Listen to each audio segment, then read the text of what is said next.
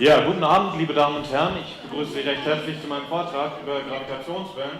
Und wir werden in den nächsten paar Minuten uns mal anschauen, was Gravitationswellen sind und was sie für die Astronomie bedeuten. Als erstes werden wir dazu ein paar Grundlagen über die Raumzeit lernen müssen, die Albert Einstein in seiner allgemeinen Relativitätstheorie verwirklicht hat.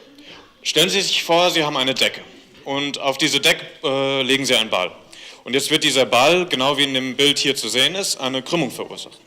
Und wenn Sie das jetzt einfach in die Raumzeit übertragen, also in den Weltraum, dann passiert genau das mit den Planeten. Die Planeten befinden sich auf der Raumzeit und durch ihre Masse krümmen sie den Raum. Und jetzt gibt es natürlich verschiedene schwere Planeten und Sterne. Wie hier zu sehen ist, die Sonne hat eine mehr oder weniger starke Raumzeitkrümmung. Ein Neutronenstern eine wesentlich höhere. Und bei einem schwarzen Loch ist die Raumzeitkrümmung so stark, dass im Inneren des schwarzen Loches die Raumzeitkrümmung unendlich ist, weil so viel Dichte auf so wenig Raum ist. Und das Ganze ist im Prinzip, was Gravitation ist, nämlich einfach nur eine Krümmung in der Raumzeit. Wenn Sie jetzt nämlich einen schweren Ball haben, wird ein leichterer Ball auf diesen schweren Ball zurollen. Behalten Sie das im Hinterkopf und stellen Sie sich einen Teich vor. Und wenn Sie einen Stein in diesen Teich werfen, dann passiert genau das, nämlich es werden Wellen ausgesandt. Und wenn Sie jetzt wieder zurück an die Raumzeit denken, die eine Ebene ist und dieses Niveau der Raumzeit, also wenn Sie jetzt den flachen Teich vorstellen im Vergleich zum welligen, dann ist das eine Änderung in der Gravitation. Und das sind dann Gravitationswellen. Natürlich können wir jetzt nicht in den Weltraum gehen und einfach einen Planeten in die Raumzeit werfen. Und deswegen stellen wir uns jetzt vor, wir haben zwei Haie. Und diese Haie umkreisen einander. Und ja, das waren soweit die Grundlagen. Und now let's talk about gravitational waves. So, we don't have sharks in the universe, but what we do have is black holes. So you can see how those two black holes circuit each other, and as their curvature of space-time overlaps, they create waves, gravitational waves. And as they move closer and closer towards one another, those waves become stronger and stronger. And as they merge, we get so huge gravitational waves that we can detect them on Earth. Well, what does a gravitational wave do? Basically, it's squeezing and stretching objects in one direction. And so you have, at the 90 degrees phase of the wave, the object is stretched that way and compressed that way. And at the 270 degrees phase of the wave, we have the exact opposite. And that's all a G-wave does. So on September 14, 2015, scientists discovered gravitational waves in a galaxy 1.3 billion light years away, so almost nothing. And I mean, you cannot just go there and say that's a meter stick, and if anything changed by that distance, you have a gravitational wave, because the meter stick will be stretched and compressed too. So what do you do if even light is affected? Well, hang on here. If even light is affected, well, we have one constant in our universe, which is the speed of light. So we can use that to discover gravitational waves. And that's where the LIGO experiment comes in. They have one in Livingston and one in Louisiana, in Hanford.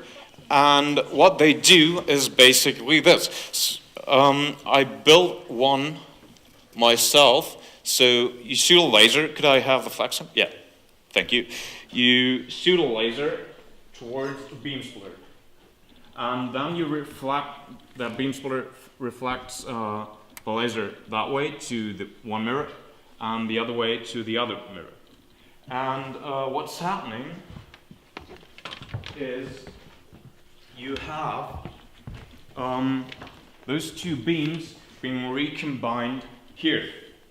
So, since you have two beams on top of each other, could you dim the light now, please? You have two waves on top of each other, and that's creating an interference pattern.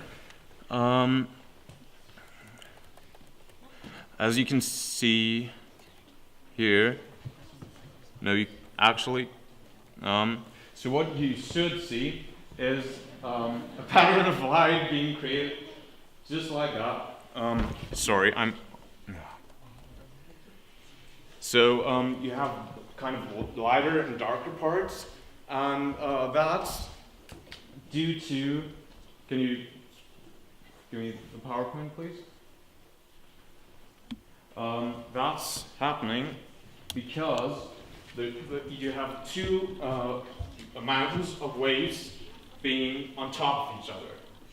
And those two mountains amplified. And if you have a mountain of a wave and a valley of a wave, you actually get black. So the interesting part here is you have two beams on top of each other creating darkness. And that's what we can see here. Could I have the flash cam again, please? Probably will see something now. So you kind of see that pattern, those lighter and darker parts. It's kind of hard to see there. And if I block one beam, you get a dot. And so yeah, it's not that good, but anyways. You have two beams on top of each other creating an interference pattern. The PowerPoint, please, again. Okay, thank you. So what does that mean? Well, all we know about the universe is due to electromagnetic waves. And we know so much about the universe, and now we have a different type of wave, because we have light, but we cannot look inside galaxies or anything. So having a new type of wave opens new worlds. We have black holes, which suck light into them, and we have supernovas where we only see the explosion, only light. And having gravitational waves to explore the universe, we are able to discover whole new things. And soon we'll be able to know much more about the universe. So thank you all very much for your attention. I hope you enjoyed.